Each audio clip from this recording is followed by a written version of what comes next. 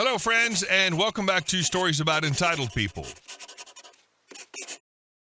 Let's start today's video with a story that proves why you don't mess with someone who knows the rules and has receipts. But before we begin, best way to support our channel is to leave comments, like, and subscribe with the turned-on bell so you don't miss the new video every single day. Here we go. Parking rage Karen called the cops on me. Earlier today, I took my mom to a doctor's appointment. We both qualify for handicap parking, her due to limited mobility, me because of a permanent injury, so I've got the proper plates. It's not something I abuse, and I only ever use the spots when it's necessary. The lot was packed as expected, but by some miracle, the handicap spot right by the front entrance was open. I pulled in, helped my mom out, and got her checked in. The waiting room was tight, barely enough chairs for the patients, let alone anyone tagging along. I asked if she wanted me to stay, and true to form, she waved me off, still fiercely independent when it comes to this stuff. So I stepped outside. It was one of those perfect weather days, sunny, but not hot, light breeze, just enough shade. Across from the building was a low concrete wall, so I parked myself there, pulled out my ebook, and kept an eye on the door. About 20 minutes in, a silver SUV pulls up behind my car and just sits there. At first, I didn't think much of it. Maybe she was waiting for someone. But then the driver gets out and starts scanning the lot. Eventually, she spots me, and without a word of greeting, she power walks across the lot and says, "I need your phone." I blinked. "Excuse me?" She huffs and crosses her arms. "My phone's dead. I need to report someone illegally parked in a handicap spot." Still confused, I ask, "Okay, where's the car you're reporting?" She points right at my vehicle. I stare at her for a second, then say, "That's my car. It has handicap plates. You can see the tag from here." She scoffs, "I always park there. That's my spot." Now I'm raising an eyebrow. That's a public handicap space. It's not reserved for anyone personally. And again, I have valid plates. I parked illegally. She lets out a frustrated little grunt and storms off. But not to leave. Nope, she marches over to my rear bumper and starts circling my car like she's looking for something, anything to prove her point. That's when I pulled out my phone and hit record. You just never know. And sure enough, she looks back at me, then lifts her leg like she's about to kick my car. "Don't even think about it," I said. "You're on camera and I've got your license plate. If you damage anything and drive off, it's going straight to the cops." She froze mid-kick, foot dangling in the air like she wasn't sure whether to follow through or fake a stretch. Then she awkwardly turned, muttered something under her breath, and stomped back to her SUV. Seconds later, she peeled out of the lot and disappeared. I figured that was the end of it. About 30 minutes later, a police cruiser rolled through the lot. The officer slowed down, glanced at my parked car, handicap plates clearly visible, gave a slight nod, and drove right off. No need to even talk to me. So yeah, I'm guessing she found a working phone and tried to report me, and the cop, bless him, took one look at the situation and realized he'd been sent out on yet another wild goose chase by someone who thinks "I always park there" somehow counts as legal precedent. Look, I get it. Parking near a medical building is a nightmare. But if you need handicap access, apply for a permit like the rest of us. Don't act like the spot's your personal turf.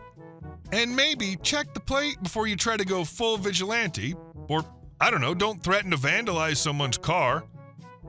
Because all that righteous fury doesn't hit quite the same when the law isn't on your side and someone's got the whole thing on video.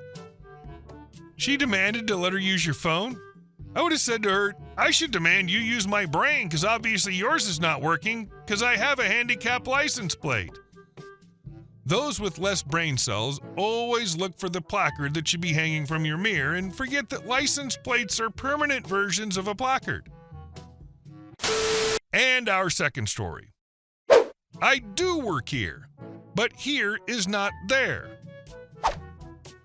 I work at a pub/restaurant that has no function room or anything like that. It has a bar area downstairs and a restaurant area upstairs. Besides some curbside seating for smokers, that's it. We're right next to a hotel. People sometimes assume we're part of the same business and request us billing the room, etc. They nearly always understand when we tell them, "Sorry, we're a separate business." We're also right opposite a National Heritage building that has a music festival in summer, 1 act per night over a few weeks, not Coachella or Glastonbury style. Generally, the likes of Tom Jones will play there, so it will often be slightly older people going along. During music nights, we get a rush of people eating and drinking before the show, a very dead period where just a few people are in the pub, then they return all at once, and we have a very busy period trying to serve everyone at once until it calms down to a normal rate. Now, we are bang in the middle of said post-show rush. The downstairs bar is 5 deep. Upstairs, we're offering table service with 2 waitstaff taking orders and running drinks while I make up the drinks at the small upstairs service bar. I have about 5 tickets to make up in front of me, and I'm telling everyone who tries to order with me that the waitstaff will get to them soon. This lady, looking a bit flustered and angry, comes up to me and says, "I have some tables booked."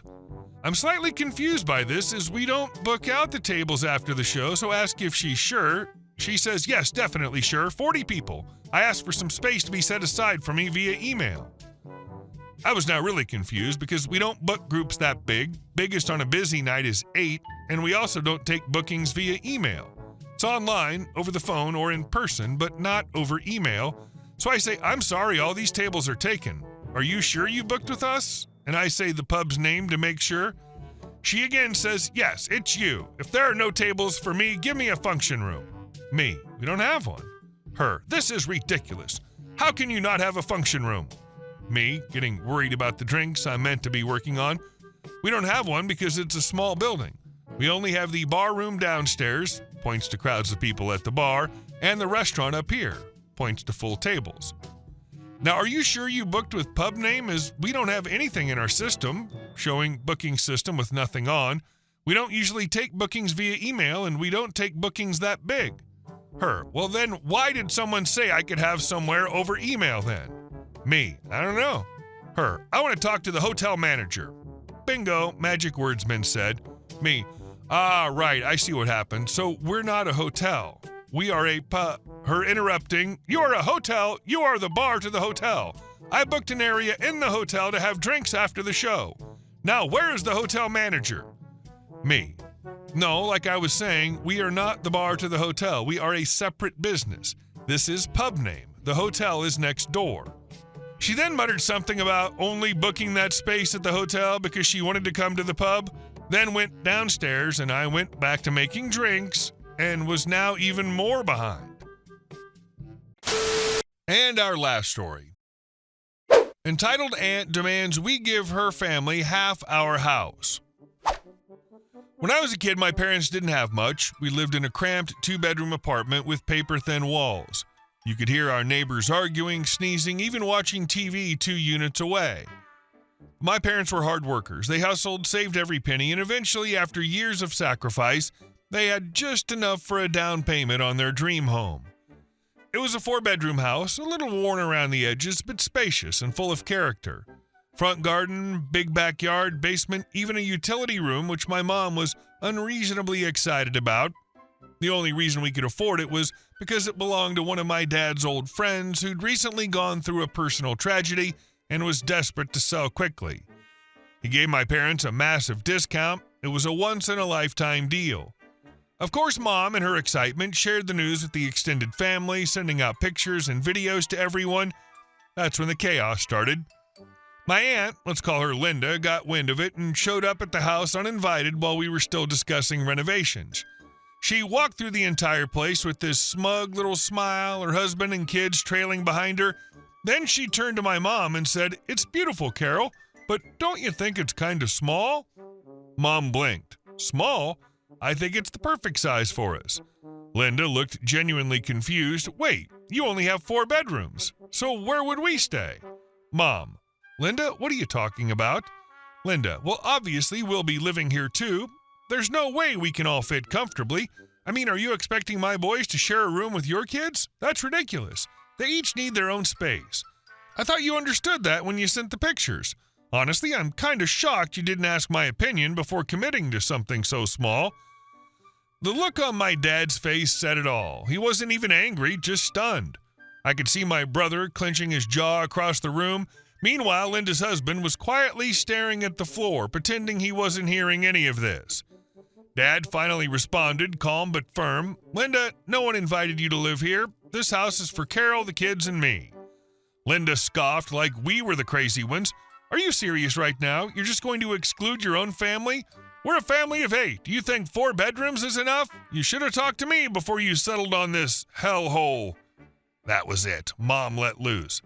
I don't remember everything she said, but it was savage. A mix of disappointment, fury, and pure mom rage. By the end of it, Linda was in tears, repeating, "We're a family, and it's just so small," like some sort of chant. We showed them to the door. The deal went through. Renovation started. But of course, it wasn't over. 2 weeks before moving day, my grandfather called to say he was stopping by the new house to see how things were going. Weird, he's never cared about things like this. Still, my parents said, sure. He showed up with Linda and her entire family. My mom's expression dropped the second she saw them. After some forced greetings, Grandpa got straight to the point. "I just think you could have handled things differently. Linda told me what happened. You promised them you'd all live together, and now you're backing out?" Mom blinked. "What promise?" Grandpa turned to Linda. She looked at the ground. "They said we'd get a house that fits everyone," she mumbled. "That's a lie," Dad said flatly. "There was never any promise. You assumed something and started making demands." The tension in the room was thick. Then Dad dropped the hammer. "Fine, Linda, you want to live with us? Pick a bigger house. We'll split the cost 50-50. Linda's eyes widened. "Why should we pay for your house?" "Dad, if it's our house, you don't get to live in it rent-free and tell us how many bedrooms we need. If you're not paying, you're not staying." She immediately tried to backpedal, offered to cover the utility bills instead. We knew better than to trust that promise. Grandpa, to his credit, sighed and said, "Look, I only came because she wouldn't stop calling.